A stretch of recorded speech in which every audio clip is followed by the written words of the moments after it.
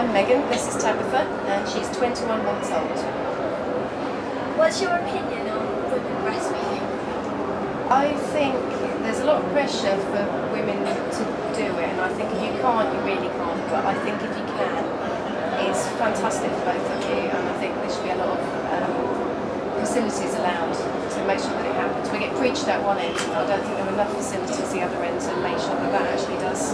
It is easy for people to do it. What about public reaction? Have you seen much?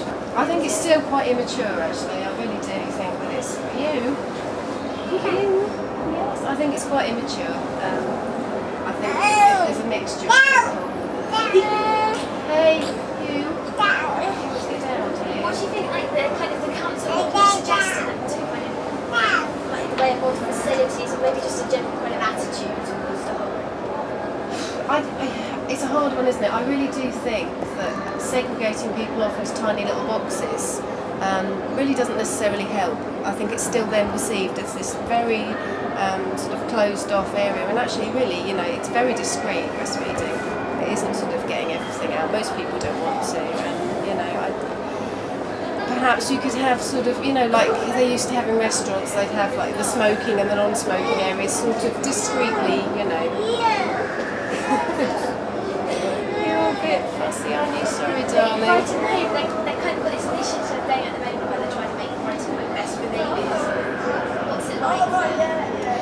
I think that a lot of the facilities are reliant on the commercial side of things, the shops, and you're sort of lucky if that happens. I mean, take Churchill Square, for example. I mean, I'm presuming it was, you know, well thought out at one point.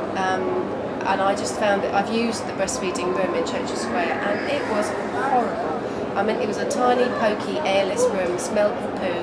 Nobody in their right minds would want to take the little baby in there. It was disgusting, and it really sent out a very bad message of like, you know, if that's what you want to do, then, you know, here's a tiny little room, but really don't think that we're actually fast about what you're doing. And I was really appalled, actually. So I think a lot more could be done. And I thought a lot more could be done by, you know, maybe the, you know, the actual sort of Brighton Borough Council, maybe, just to make sure that there is something there, because to rely on something like, you know, Boots or Mother Care maybe is just asking a little bit much. It's lucky if they do it, you know. Workplace should support like breastfeeding. Absolutely, they should.